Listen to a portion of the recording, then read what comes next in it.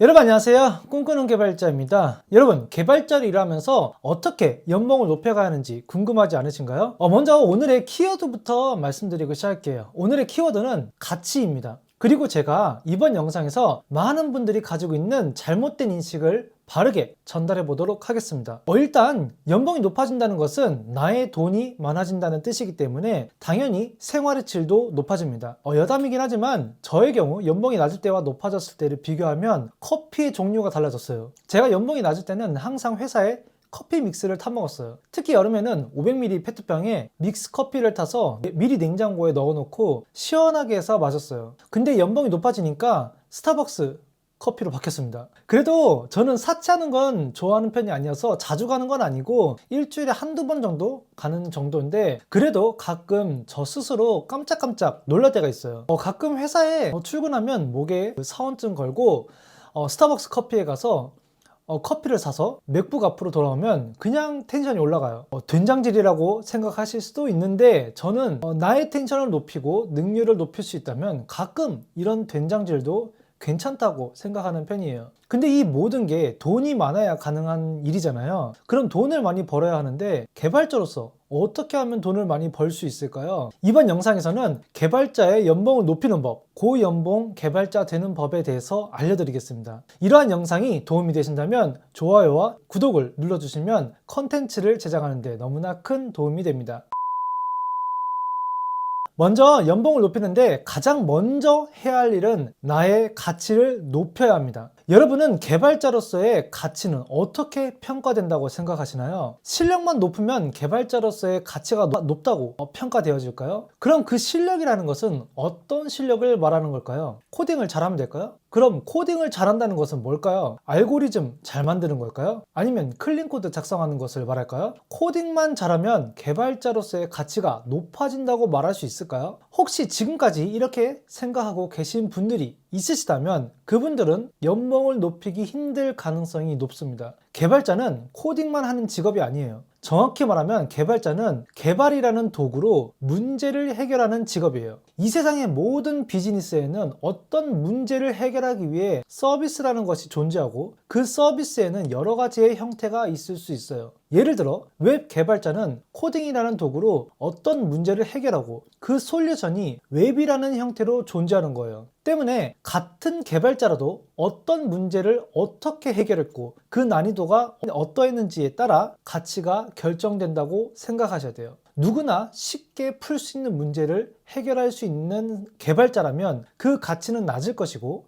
극소수의 사람만이 해결할 수 있는 문제를 풀 수 있는 사람이면 그 가치가 높아질 것이에요. 여기서 조금 다른 관점의 이야기를 좀 해보도록 하겠습니다. 아주 정상적인 일본의 회사라고 한다면 대부분 개발자의 등급을 나누고 있어요. 특히 상장 회사라면 거의 10이면 9은 모든 직원을 등급화합니다. 개발자도 예는 아니고요. 등급의 단위는 회사마다 규정이 다르고 이때 여러분들이 어떤 등급에 들어가게 되냐에 따라서 급여가 결정됩니다. 그리고 이 등급은 보통 입사 초기에 결정된 거여서 크게 바뀌지 않아요. 예를 들어 사원들의 등급을 A에서 E까지 나눈 회사가 있다고 해봐요. A 등급은 월 800만 원을 받고 등급이 한 단계씩 낮아질수록 월 100만 원씩 낮아진다고 하자고요. 여러분이 내정을 받았을 때 등급이 C 등급이었다면 여러분들의 월급은 600만 원이 되겠죠? 근데 우리의 목표는 뭐죠? 연봉을 높이는 게 목표잖아요. 그럼 회사에서 더 높은 등급으로 인정받아야 더 많은 돈을 받을 수 있겠죠? 그럼 더 높은 등급을 받으려면 어떻게 해야 할까요? 이미 입사하기 전이라면 과거에 난이도 높은 문제를 해결했는 에피소드를 말할 수 있어야 하고, 이미 입사한 사람이라면 난이도 높은 문제를 해결해서 인정받으면 되겠죠. 즉 나의 가치를 높인다는 것은 남들이 해결하기 어려운 문제를 해결하면 되는 거예요. 그 문제는 반드시 코딩으로만 해결하는 건 아니고요. 경우에 따라서는 아키텍처를 바꿔야 할 수도 있고 쉽게 경험하지 못할 개발을 자원해서 해야 할 수도 있어요. 어찌됐든 나의 가치를 높이는 것이 나의 연봉을 높이는 방법이라는 것을 잊지 않으셨으면 해요. 그럼 여기서 의문이 들 수 있는 게, 그럼 어떤 문제를 해결해야 하는지가 궁금할 거예요. 그건 시장을 읽으면서 행동해야 합니다. 시장에 관해서는 마지막에 설명드릴게요. 다음으로 연봉을 높일 수 있는 방법은 이직을 하는 방법입니다. 이미 많은 분들이 이 방법으로 연봉을 높여가고 있을 거예요. 한 직장에서 어느 정도의 경험과 연차를 쌓은 뒤에 연봉을 높여서 다른 직장으로 이직하고 계실 텐데, 개인적으로는 가장 효과적인 연봉 인상 방법이라고 생각해요. 왜 그런지 제가 설명을 드릴게요. 결론부터 말씀드리면, 회사가 잭팟이 터지지 않는 이상 한 직장에서 오래 일해서 연봉을 높이기는 쉽지 않아요. 아마 이미 직장을 다니고 계신 분들이라면 몸으로 알고 계실 거예요. 왜 그럴까요? 회사 입장에서는 인건비를 줄여야 영업이익이 늘어나기 때문이에요. 여러분, 개발자도 원가가 매겨지고 있다는 사실을 아시나요? 아마 모르시는 분들이 많으실 텐데, 회계상으로 개발자에게도 원가가 정해집니다. 이직을 하라면서 갑자기 개발자 원가를 논하니 조금 의아해 하실 수 있는데, 조금만 더 들어주세요. 앞서 말씀드렸듯 개발자에게도 원가가 있어요. 회사에서 어떤 웹 서비스들을 통해서 수익이 발생하면 그 웹 서비스를 운영하고 있는 관리한 비용이 있을 거잖아요. 회계 처리할 때 영업이익을 계산하기 위해서는 그 운영비와 관리비를 알아야 돼요. 실제로는 조금 더 나눠지지만 그 운영비와 관리비는 원가로 계산됩니다. 그리고 이 원가는 대부분이 인건비예요. 즉, 회사는 이 인건비를 줄여야 순이익이 올라가게 되어 있고, 순이익이 올라가야 회사 가치가 올라갑니다. 다시 말해서 여러분들이 아무리 지금 다니고 있는 회사에서 연봉을 올리고 싶어도 잘 안 올라가는 이유가 여기에 있어요. 회사가 돈을 잘 벌면 상관없는데, 돈을 못 벌고 있는 회사라면 인건비를 올리는 것은 독주를 마시는 것과 같거든요. 이건 회사의 입장 때문에 지금 있는 직장에서 연봉을 올리기가 어려운 거예요. 조금 이해가 되시죠? 그럼 다시 돌아와서 우리의 목표는 연봉을 높이는 거예요. 그럼 어떻게 하면 될까요? 방법은 세 가지가 있습니다. 하나는 회사의 순이익을 높이는 방법이고, 또 하나는 돈을 잘 벌고 있는 회사로 이직을 하는 방법, 마지막은 돈을 잘 벌 것 같은 회사로 이직을 하는 방법입니다. 먼저 지금 다니고 있는 회사의 순이익을 높이는 방법인데, 개발자의 입장에서 회사의 이익에 직접적으로 관여하는 일이 사실 거의 없다고 봐도 무방해요. 즉, 회사 순이익을 높이는데 나 개인이 당장 할 수 있는 게 극히 제한적이라는 거예요. 때문에 첫 번째 방법은 패스하겠습니다. 그럼 나머지 두 번째 방법인 돈을 잘 벌고 있는 회사로 이직하는 방법과 세 번째 방법인 돈을 잘 벌 것 같은 회사로 이직하는 방법인데, 먼저 세 번째 방법은 여러분이 시장을 읽을 힘이 있다면 추천드립니다. 하지만 나는 돈을 잘 벌 것 같은 회사가 뭔지 모르겠다 하시는 분들은 지금 돈을 잘 벌고 있는 회사에 들어가셔야 연봉을 높일 수 있어요. 그럼 돈을 잘 벌고 있는 회사는 어떻게 할 수 있는지 그 방법이 궁금하실 텐데, 상장된 회사라면 어떤 회사든 의무적으로 회사 홈페이지에 IR 자료를 올리게 돼 있어요. 이건 일본뿐만 아니라 한국도 법으로 정해져 있을 거예요. IR 자료에는 그 회사의 매출이나 영업이익, 순이익, 사업 내용 등등 주주들이 확인해야 하는 자료들이 있어요. 그 자료들을 보고 돈을 벌고 있는 회사인지 아닌지를 알 수 있어요. 만약 상장 회사가 아니라면 대외 발표 자료나 직원 수, 사업 내용, 자본금 등으로 추측할 수 있고요. 그냥 이직을 해서 연봉이 올라갈 수 있겠지만 우리는 개발자잖아요. 더 논리적인 이유로 이직을 한다면 남들보다 높은 연봉을 받음과 동시에 미래를 내다보고 행동할 수 있는 개발자가 되겠죠. 제 채널을 구독하고 계신 많은 개발자님들이 이런 미래를 내다보는 개발자가 되기를 바랍니다.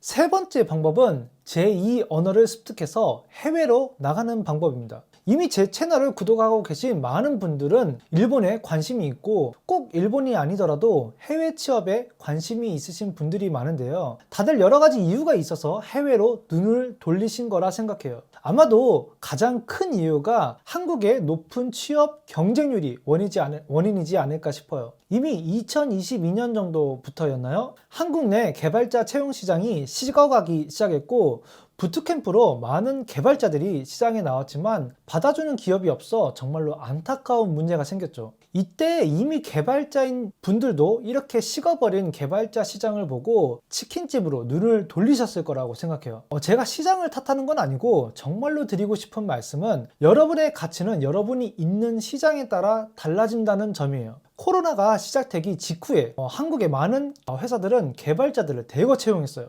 그래도 개발자 부족 현상이 있었어요. 신입 연봉이 5천이다 뭐 이런 뉴스 나오고 너도나도 다 부트캠프 들어가기 시작했죠. 그리고 정말 몇 년 안 있어서 대략 인력 감축 뉴스가 나오기 시작합니다. 이제 개발이라는 기술을 배웠는데 아무것도 못하게 된 거예요. 저는 이 뉴스를 일본에서 보면서 정말 실력 있는 개발자들이 받아줄 곳이 없어서 발만 동동 구르고 있는 상황이 너무 안타깝게 보였어요. 한국을 벗어나면 더 날개를 펼 수 있을 텐데 그러지 못한 것 같아서 너무 아쉬웠죠. 물론 다 그런 건 아니겠지만 대다수의 사람들이 취업이라는 전쟁에서 힘들어하는 모습을 보고 한국에 계신 많은 개발자들에게 더 넓은 시야를 가졌으면 하는 마음에서 제 채널도 취업 관련 영상을 자주 다뤘어요. 굳이 일본이 아니어도 괜찮으니 한국만 고집하지 않고 세계로 눈을 돌리면 더 행복해지지 않을까 싶었어요. 물론 해외에서 외국인 노동자로 살아가는 것이 쉽지 않다는 것은 제가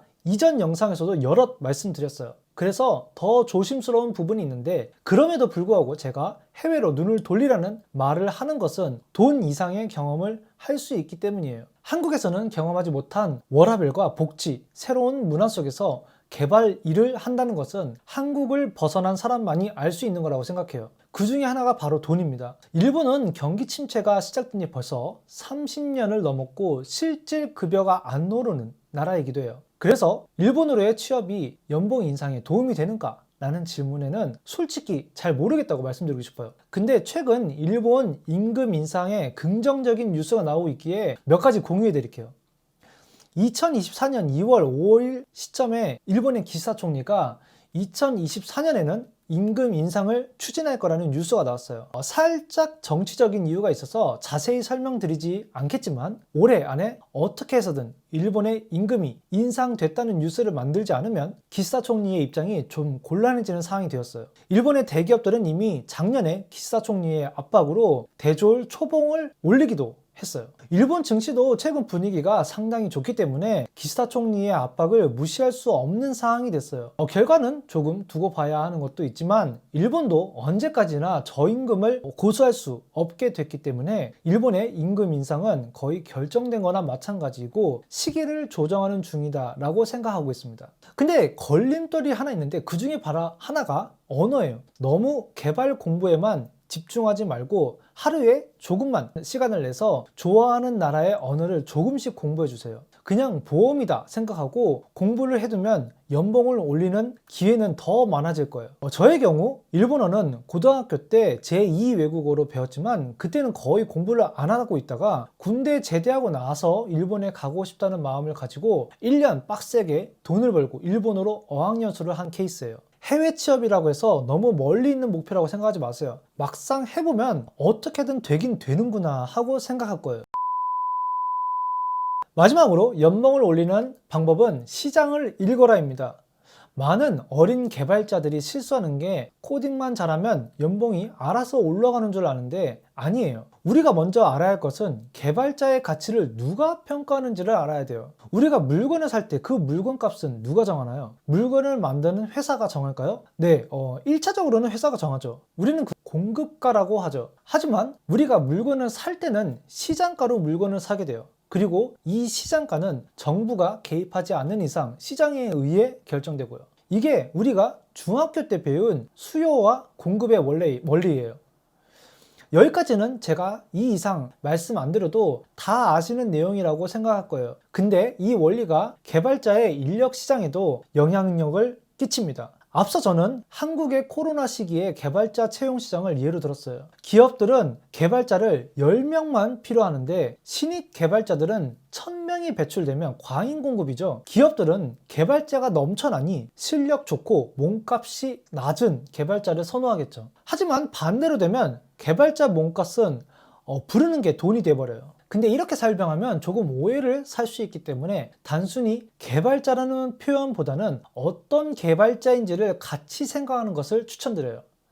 웹 개발자인지, 인베디드 개발자인지, 인공지능 개발자인지 등등 어떤 개발에 특화되어 있냐에 따라 개발자의 가치는 달라집니다. 이게 우리가 시장을 읽어야 하는 이유예요. 지금 한국은 어떤 개발자를 많이 필요로 하고 있나요? 개발과 관련해서 지금 한국은 어떤 정책을 펼치고 있나요? 일본의 경우 웹 개발과 인공지능에 정부 차원에서 지원을 하고 있어요. 물론 제가 보기에 아직까지는 눈에 보이는 효과가 미미한 수준이에요. 또한 시장이란 여러 가지 의미로 해석할 수 있어요. 지금 웹 개발의 대세는 리액트라고 해도 과언이 아니에요. 근데 여기서 바닐라 자바스크립트만을 고수해서 리액트를 배우지 않았다고 한다면 과연 취업이 원활할까요? 지금 기업들이 어떤 인재를 필요로 하고 있는지 흐름을 읽는 것도 시장을 파악하는 방법이기도 해요. 가끔 다른 유튜버 분들이 스택 오버플로에서 발표한 앙케이트 조사 발표를 공유하는 것도 시장의 흐름을 전달하기 위함이에요. 시장이 리액트를 원하면 리액트를 배워야 하고, 시장이 코보를 원한다면 그게 아무리 마음에 안 들어도 코보를 배워야 연봉을 높일 수 있어요. 제가 조금 극단적인 예를 들긴 했지만 시장을 읽고 행동한다는 것은 그런 거예요. 흐름을 읽고 적절한 대처를 한다면 여러분의 연봉은 어제보다 오늘보다 내일은 더 높아져 있을 거예요. 네, 이번 영상에서는 개발자의 연봉 높이는 법, 고연봉 개발자 되는 법에 대해서 말씀드렸습니다. 저 역시도 알게 모르게 이렇게 해왔고 실제로 연봉을 높여서 스타벅스 커피까지 왔습니다. 여러분들도 위의 4가지 방법을 잊지 않고 행동하셔서 꼭 연봉을 높이셔서 같이 스타벅스 커피를 마시는 날이 왔으면 합니다. 제가 준비한 영상은 여기까지입니다. 아직도 좋아요와 구독을 누르지 않으셨다면 꼭 눌러주시고 저는 더 좋은 영상으로 여러분들을 다시 찾아뵙겠습니다. 감사합니다.